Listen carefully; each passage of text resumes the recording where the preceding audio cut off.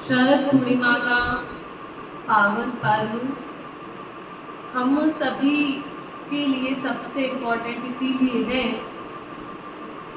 कि एक तो राधा कृष्ण ने शरद पूर्णिमा की शुभ रात्रि के दिन ही महाराज किया था, गोपियों को दिव्य प्रेम का दान किया था। और दूसरा, शरद पूर्णिमा के दिन ही हम सब के प्राण प्रिय, हम सब के आराध्य, हम सब के सर्वस्व श्री महाराज जी का मनगढ़ धाम में अवतरण हुआ। तो ये दोनों ही बातें हम सभी जीवों के लिए बड़ी ही लाभदायक, बड़ी ही हर्ष की बात है, क्योंकि संसार में सबसे बड़ा एक ही चीज कही है, वो क्या है? प्रेम। इसीलिए कहा सबते बड़ा है प्रेम, गोविंद राधे गोपियों के पाछे पाछे ब्रज में घुमा दे। यानी सबसे बड़ा प्रेम कहा गया है।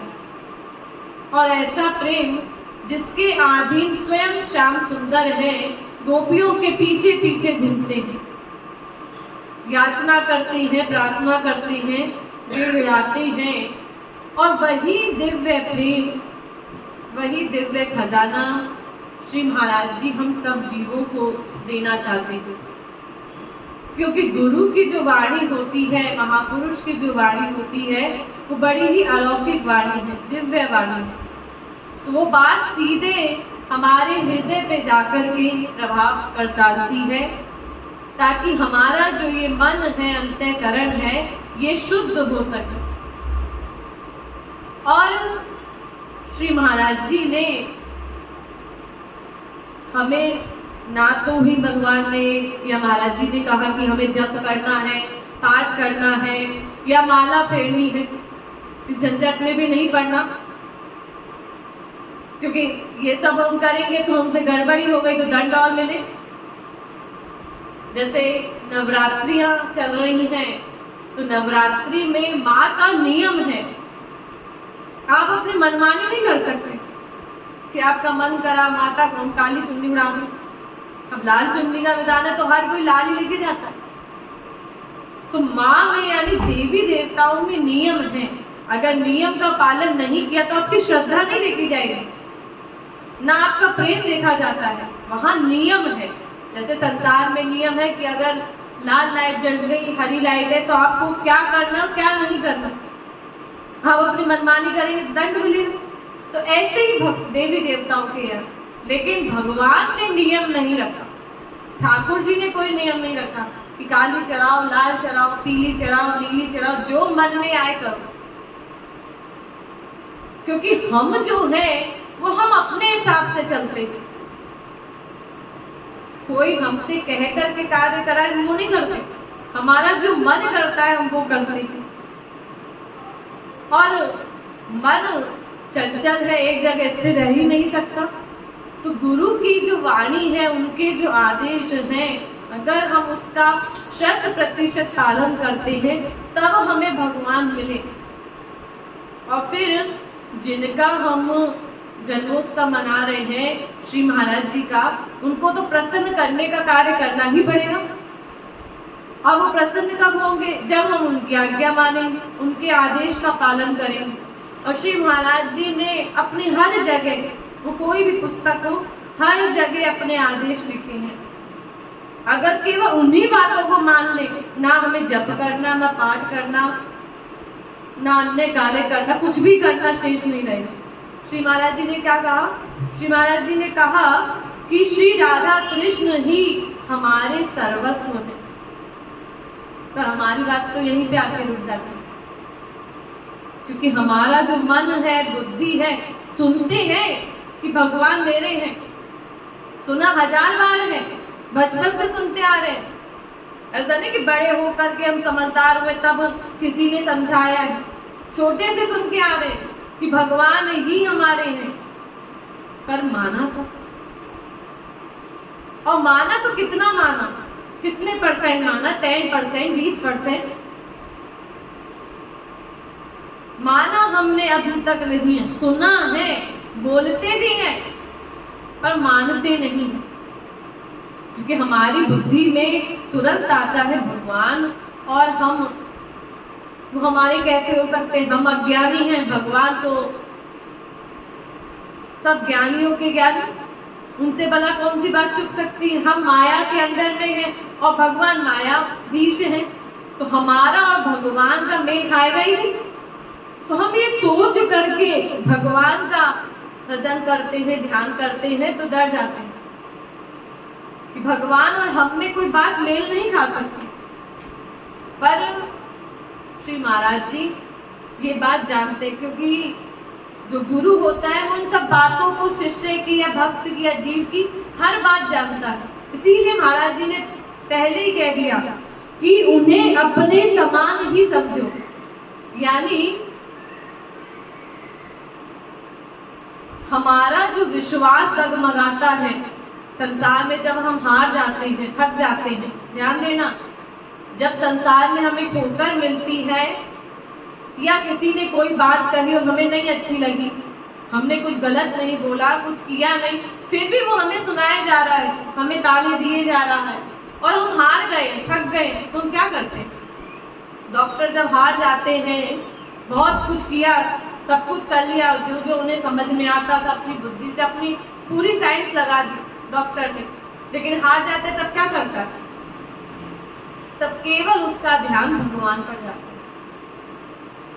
तो जब हम हार जाते हैं, थक जाते हैं कि अब हमारी बस में नहीं है, जब तक हमारा बस चलता है हम कार्य करते चले जाते अपने बल पर, और जब हार जाते हैं तो हमें भगवान याद आते हैं।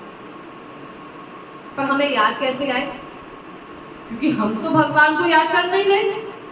अगर याद करते तो पहले ही कर लेते, तो परेशानी आती ही नहीं। तो याद किसने दिलाया कि भगवान को याद करना है जब हम हार गए? आत्मा, क्योंकि हम आत्मा है, शरीर नहीं है। शरीर माना तो इसीलिए जितना देह था, जो जो हमारे संबंध थे देह के नातेदारों से, माँ से, बाप से, भाई से, पति से, बच्चों से, उन्हीं में हम लगे रहे। क्योंकि संसार का ये जो शरीर है वो तुरंत खींच लिया, ये भी माया का बना, और संसार में जो लोग हैं, जितने रिश्तेदार, नातेदार हैं, रिलेटिव है, सब माया के अंदर में, तो सबने हमें अपनी ओर खींच लिया। पर आत्मा वो तो दिव्य है, तो उसने हमें बताया कि संसार से काम नहीं बनेगा, जहां इन रिश्तेदारों में, नातेदारों में उलझा हुआ है, ये तेरे काम नहीं आने वाले हैं, ये मदद नहीं करेंगे, केवल भगवान के पास जा। तब हम रियलाइज करते हैं हाँ सही है, सच में संसार में कोई हमारा नहीं, और हम हर व्यक्ति रियलाइज करता है कि केवल भगवान ही हमारे हैं, गुरु ही हमारे हैं। और यही बात श्री महाराज जी ने लिख दी कि राधा कृष्ण ही तुम्हारे सर्वस्व हैं और कोई तुम्हारा नहीं। और महाराज जी ने सबसे बड़ी बात है, केवल टेम्परेरी काम नहीं करा हमारे साथ, संसार में और जगह पे होता है, हमने कपड़ा खरीदा, मार्केट पे जाकर पहना, खत्म। कब उस कपड़े कितने दिन चलेगा, खराब आ गया, अच्छा आ गया, क्वालिटी वाइज, ये अलग मैटर है। हमने पैसा दे करके वो कपड़ा लिया, लेकिन महाराज जी ने ऐसा नहीं करा कि केवल हमें बता दिया राधे राधे करो और हो गया काम, नहीं। श्री महाराज जी ने क्या, उन्होंने ठेका लिया भगवत प्राप्ति कराने का, यानी अंतिम लक्ष्य तक पहुंचाना। और अंतिम लक्ष्य तो वही जा सकता है, बता सकता है जो स्वयं वहां तक पहुंचा हो। जैसे जिसने अगर LKG करी है तो टीचर क्या करेगा? 10वीं की, कॉलेज की पढ़ाई नहीं करा सकता। जिसने कभी खुद नहीं गया वो हमें कैसे पढ़ाएगा? तो ऐसे ही जिसने क्लास सबसे ऊंची करी हो, जिसे मालूम हो कि गोलोक में क्या होता है, राधा कृष्ण क्या करते, वही तो बताएगा, वरना हमें पता कैसे चलेगा कि हमें क्या करना है। और जब तक हम अपने लक्ष्य तक नहीं पहुंच जाएंगे तब तक गुरु हमारा साथ देता है, छोड़ता नहीं है। हम भले ही हार जाते हैं, हम भले ही निराश हो जाते हैं, हम में भले ही हमारे मन बुद्धि में उदासी आ जाती है कि अब क्या होगा, अब क्या होगा, लेकिन वो हमारा साथ नहीं छोड़ते। कब? जब हम उनकी आज्ञा का पालन करते चलते हैं। अब अगर हम उनकी आज्ञा माने ही ना तो फिर गुरु भी क्या करें, फिर तो छोड़ना ही पड़ेगा। तो इसलिए कहा कि वे सदा अपनी दोनों भुजाएं पसारे हमारे लिए खड़े हैं। सोचिए बता, कौन ऐसा संसार में होगा कि सदा हमारी प्रतीक्षा कर रहे हैं। कोई ऐसा नहीं है संसार में रिश्ता जो हमसे मिलने के लिए प्रतीक्षा कर रहा, हमारे सुख के लिए। सब के सब अपना सुख में लगे। माँ चाहती है बच्चे काम कर दे, बच्चा चाहता है माँ मेरी बात मान ले। हर व्यक्ति केवल अपना काम चाहता है, कोई दूसरे का काम नहीं चाहता। तो सब अपने सुख के पीछे लगे हुए हैं, लेकिन भगवान दोनों भुजाएं पसारे हमारे लिए खड़े हैं। और हमें क्या करना है? भगवान तो अपना कार्य कर रहे हैं कि अपनी दोनों भुजाएं पसारे खड़े हैं। हमारा काम बस इतना है कि हम उनको अपना मान ले तो वो हमारे हो जाए। बस यहीं पर आकर के हमारी जो बुद्धि है वो रुक जाती है, फेल हो जाती है। किस बात पर? कि वो हमारे हैं, हम ये बात मान लें और हम उनके बन जाएं। इन दोनों बातों पे आकर के हमारी जो बुद्धि है वो फेल हो जाती है। कैसे? क्योंकि हमें संसार में अब तक जितना हमने संसार में देखा है, सुना है, पढ़ा है, समझा है, तो हमें ऐसे लगता है, हम फील करते हैं कि हमारे बिना कोई कार्य नहीं होगा। आप लोग कहते हैं ना संसार में कि अगर हम ना करें तो कुछ होगा ही नहीं। ऐसा नहीं है। और फिर ऐसा भी नहीं है कि आप संसार में परिश्रम नहीं कर रहे। अगर अभी किसी से कहा जाए कि भाई साधना क्यों नहीं करते, तो क्या बोलेंगे हम कि होता नहीं है। और संसार में डेली हम परिश्रम कर रहे हैं, निरंतर किए जा रहे हैं, कर्म तो कर रहे हैं ना, खाने के लिए, पीने के लिए, सोने के लिए, कहीं पर जाने के लिए, हर जगह परिश्रम करते हैं। ऐसा नहीं है कि हम भगवान को ये कह सकते हैं ठाकुर जी हमें तो परिश्रम करना आता ही नहीं है, हम कैसे करें? दिन रात किए जा रहे हैं। चाहे आप बच्चे को पालने में कर रहे हो, उनकी पढ़ाई में कर रहे हो, उनके नखरे उठाने में कर रहे हो, लेकिन परिश्रम तो कर रहे हैं। वही परिश्रम, वही मेहनत, वही कार्य हमें भगवान के निमित्त करना है, यानी संसार छोड़ना नहीं है। हम लोग सोचते हैं कि भगवान के पास जाने के लिए संसार को छोड़ना पड़ेगा। संसार छोड़ना नहीं है। सब रिश्ते रहेंगे, सब नाते रहेंगे, बस मन हटा करके भगवान में लगा, यानी दिशा घुमा देनी है, तब हमारी बिगड़ी बात बनी। और जिस दिन हमने ये परिश्रम करना चालू कर दिया, श्री महाराज जी की आज्ञा का पालन कर लिया, आज करें या अनंत जन्मों के बाद करें, क्योंकि अगर हमने अभी मान ली जो महाराज जी हमें कह रहे हैं उन बात को, तो फिर हो सकता है कि अगला जन्म हमें मनुष्य का मिले। और अगर नहीं मानेंगे, अपनी मनमानी करेंगे, जो मन में आया चलो जी यहाँ चलते, चलो यहाँ चलते, संसार में ही घूमते रहे, तो अगला जन्म किस चीज का मिलता है? पशु बनते, पक्षी बनते, पता नहीं, क्योंकि जैसा कर्म करेंगे वैसा ही तो बनेंगे। और अगर हम ये सोच के बैठे रहे पता नहीं, यही एक जन्म है, इसमें जो कर सकते कर ले, अगला जन्म होगा कि नहीं, ऐसा नहीं। ये जन्म मनुष्य शरीर छूटने के बाद भगवान को दूसरा शरीर देना पड़ेगा, पर वो शरीर मनुष्य का नहीं देंगे, वो पशु पक्षी की, पतंग आदि, कुत्ते बिल्ली गधे, इन सब का शरीर मिलेगा, और उसमें हम कुछ कर नहीं सकते। संसार में देखते हैं ना, अगर एक कुत्ता हमारे घर के बगल सामने आके खड़ा हो जाए, तुरंत डंडा मार के भगाता, वो चिल्लाता है, गरजता है, फिर जैसे ही आपने रोटी का टुकड़ा दिखाया फिर वो आपके पास आ जाता है। फिर डंडा मारा, फिर चला गया दूर। ऐसे ही हमारा हाल है। संसार में ठोकर लगी, जब कहीं पर भी हमें लगा कि कोई उम्मीद नहीं है तो हमें भगवान याद आ गए, और जैसे ही संसार में सब कुछ ठीक ठाक हुआ फिर भगवान को भूल गए। बिल्कुल वैसा ही हिसाब है। तो अगर जिस दिन हम अपनी डोरी गुरु के हाथ में सौंप देंगे, फिर उस दिन हमें कुछ नहीं करना होगा, सब कुछ करना उस महापुरुष का, उस गुरु का कार्य होगा। और जब गुरु हमारे लिए कुछ करेंगे फिर तो हम माला माल हो जाएंगे। तो हमारा कार्य तो सिर्फ इतना सा है कि हम गुरु की आज्ञा का पालन करें। जैसे अंतःकरण की शुद्धि के लिए एक बार गौरांग महाप्रभु के भक्त हुए नित्यानंद जी, तो अपना भगवान की भक्ति में डूबे रहते थे, हर दिन रात हरे नाम संकीर्तन करते रहते थे। तो जब हम भगवान का नाम लेते हैं ना ज्यादा, तो संसार वालों को प्रॉब्लम चालू हो जाती है। कहने से और कोई काम नहीं, केवल राधे राधे करता है।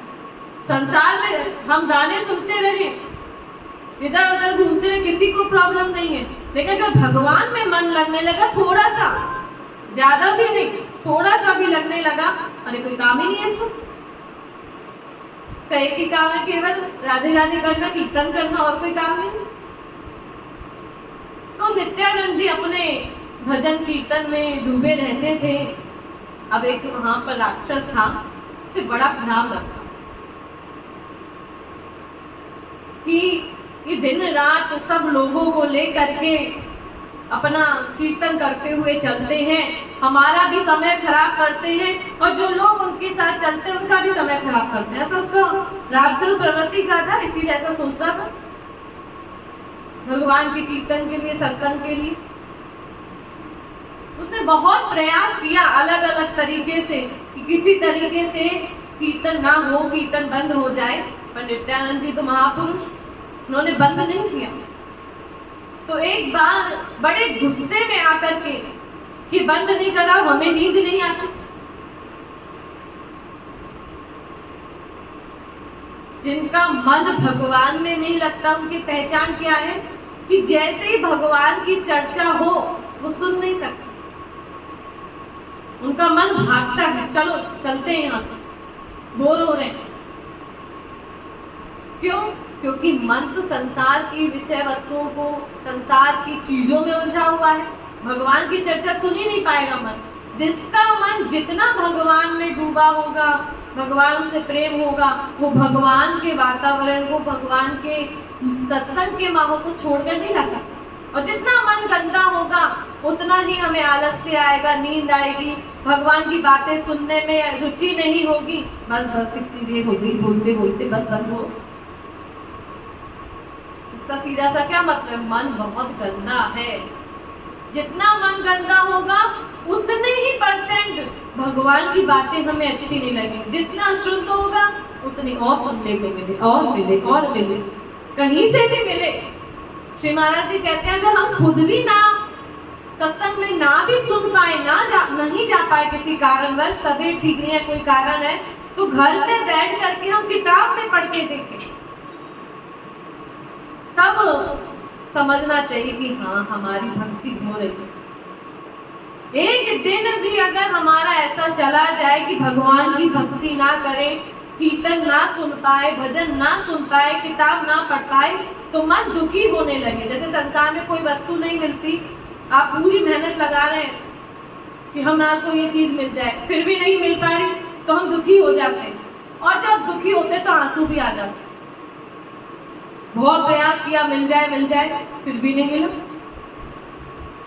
तो ऐसे ही जो राक्षस प्रवृत्ति के थे जगाई मथाई, उन्होंने बड़े गुस्से में आ करके नित्यानंद जी का सिर पे बोतल मार कांच, तो उनके सिर से खून की धारा बहने लगी। अब गौरांग महाप्रभु यानी भगवान भला कैसे अपमान सह सकते थे अपने भक्त का? उन्होंने तुरंत चक्र का वाहन किया, जैसे विष्णु भगवान के हाथ में चक्र रहता है ना, ऐसे बिल्कुल सेम, कि जाओ जा करके समाप्त कर दो उस राक्षस, जिसने ऐसा अपराध किया है, जगन ने अपराध किया है, किसी संत को परेशान करना, सताना सबसे बड़ा अपराध, और गुरु आज्ञा का उल्लंघन करना, इससे बड़ा नामा अपराध तो और कुछ नहीं हो सकता। गुरु आज्ञा का उल्लंघन कर दिया, क्यों? अगर हम केवल राधा कृष्ण की भक्ति करते रहे तो भगवान नहीं मिलने वाले। हम दिन रात संकीर्तन करते रहे, अखंड संकीर्तन करते रहे, राधे राधे राधे करते रहे, तो भगवान नहीं मिलेंगे, राधा रानी ठाकुर जी नहीं मिलेंगे। जब तक गुरु कृपा नहीं करेगा, गुरु नहीं होगा हमारे जीवन में, तब तक भगवान नहीं मिल सकता। और गुरु भी ऐसा हो जो हमें राधा कृष्ण तक पहुंचा सके। तो जैसे चक्र को भेजा तो नित्यानंद जी ने रोक लिया, अरे अरे क्या करने जा रहे हैं, ऐसे तो ये मर जाएगा बेचारा। क्योंकि महापुरुष का जो हृदय होता है वो बड़ा ही सरल होता है, कोमल होता है। तो उन्होंने कहा कि ऐसा है, आप रहने दो, हम देखते हैं, हमारे प्रति अपराध किया है ना तो हम देखते हैं। और उन्होंने कहा जगाई मधाई को कि मैं अपना सारा पुण्य तुम्हें देता हूं और तुम्हारे जितने पाप है सब मैं ले लूं। संसार में ऐसा कोई नहीं करता कि जितनी गलती तुमने करी है वो सारी गलतियों का पाप मुझे लग जाए और जितने पुण्य मैंने किए हैं वो तुम्हें लग जाए। हम अच्छी अच्छी चीज को रख लेते हैं, जो सबसे खराब चीज है वही सबसे पहले निकालते हैं। घर में जितना डस्ट कूड़ा इकट्ठा हुआ है वही हम बाहर फेंकते हैं, अच्छी चीजों को कौन बाहर फेंकता है? और उन्हें बड़ा आश्चर्य हुआ कि ऐसा कैसे, अपने सारे पुण्य देने, यानी दिन रात जो भगवान नाम में डूबे रहते हैं, भगवान के प्रेम में डूबे रहते हैं, वो सारा पुण्य मुझे दे रहे, इतनी बड़ी कृपा। यानी इनके पास इससे भी बड़ा खजाना है कोई, तभी तो दे रहे हैं, वरना तो कोई मुझे क्यों देगा इतना बड़ा। तो वो ऐसी क्या निधि है, ऐसा क्या धन है जिसके बल पर ये मुझे सब कुछ दे रहे हैं। फिर नित्यानंद जी ने उन्हें समझाया कि भक्ति कैसे करनी है, भगवान को कैसे पाना है। और जब अंतःकरण शुद्ध होती है, जब भगवान ने देखा तुरंत हृदय से लगा दिया। पहले वही भगवान चक्र चला रहे थे मारने के लिए, और जब गुरु ने आकर के मार्ग बता दिया, नित्यानंद जी गुरु बन गए उन राक्षस के, और जब समझा दिया ऐसा करो, ये मत करो, ये करने से नुकसान होगा, और वैसा वैसा वो मानते चले गए। सुनने से काम नहीं बनता, मानने से काम बनता है। तो ऐसे ही श्री महाराज जी ने, वो जानते हैं, क्योंकि अगर वो नहीं जानेंगे तो भला कौन समझ सकता है। वो हम लोगों की अवस्था जानते हैं, ना हम साधना कर सकते, ना कीर्तन में हमारा इतना मन लगता है कि हम बस डूब जाए भगवान के नाम में, हमें कुछ याद ही ना रहे। और ना ही साधना में इतनी हमारी प्रवृत्ति है कि दिन रात हम साधना कर सके, कीर्तन सुनते रहे, या दिन रात मन ही मन राधे राधे राधे राम चल रहा है हमारा। कभी चला, कभी बंद हो गया, और कभी तो बिल्कुल भी नहीं हुआ, भूल ही गए। अगर संसार में कोई ऐसा कार्य आ गया तो भगवान बाद में, संसार पहले हो। तो ये सब बात वो जानते हैं, इसीलिए हमारे अंतःकरण की शुद्धि के लिए उन्होंने हमें सेवा का मार्ग बताया। क्योंकि 3 ही प्रकार के लोग संसार में बताए। भक्त, नंबर 1 उत्तम भक्त, जो बिना कहे, यानी कहना भी नहीं पड़ा गुरु को, ठाकुर जी तो आकर के हमें कहेंगे नहीं, बिना कहे सेवा करने वाले। नंबर 2 अधम भक्त। अधम कौन है? जो कहने पर भी ना करने वाले। और तीसरे हैं जो कहने पर मध्यम, जो कहने पर सहर्ष करने वाले। क्योंकि अंतःकरण यानी हमारा मन बहुत गंदा है, उसकी एक एक परत कैसे साफ होगी? 2 ही रास्ते हैं। एक तो हम आंखें बंद करके, रूप ध्यान करके, जो श्री महाराज जी ने बताई वैसी साधना करें, तब तो अंतःकरण शुद्ध होगा, यानी अंतःकरण की धुलाई होगी। जैसे हम कपड़े धोते हैं, साबुन लगाते हैं, तब कपड़ा साफ होता है, ऐसे ही जो श्री महाराज जी ने साधना बताई, रोज साधना करें नियम से, एक दिन भी ना छूटे हमसे, तब जाकर के हमारा कहीं जाकर के मन गुरु कृपा से शुद्ध होगा, वो मन की सफाई होगी। और दूसरा, मन निरंतर लगा रहे, उसके लिए श्री महाराज जी ने हमें सेवा करने को कहा। तो ये दोनों ही बातें गुरु की आज्ञा मान करके जिसने पालन कर लिया, परिश्रम करता चला गया, तब जाकर के राधा रानी की वो दिव्य प्रेम प्राप्त हो, जो शरद पूर्णिमा के दिन गोपियों को प्राप्त हुआ। महाराज जी हमें भी उसी गोपी प्रेम का लक्ष्य दिए हैं कि उसी गोपी प्रेम तक जाना है, पहुंचना है। और अगर हम इस जन्म में नहीं भी पा सके तो गुरु कृपा से फिर मनुष्य शरीर मिले, पर मिलेगा तब ना जब आज्ञा माने। हम अगर बच्चा जो है माँ की आज्ञा ना माने तो माँ कहती ठीक है कर लो, तो परिणाम अच्छा नहीं होगा, परेशान खुद ही होंगे। तो ऐसे ही अगर हम गुरु की बात नहीं मानेंगे, गुरु कुछ कहता नहीं है, दंड हम ही भोगते हैं, परेशान हम ही होते हैं। तो अगर गुरु को प्रसन्न करने के लिए गुरु की आज्ञा मानना शिरोधार्य है, तब जाकर के हमारी बिगड़ी बात बने और शरद पूर्णिमा का ये पर्व सार्थक हो, अगर हम आदेश का पालन करेंगे। बोलिए श्रीमद सद्गुरु सरकार की, लाडली लाल की।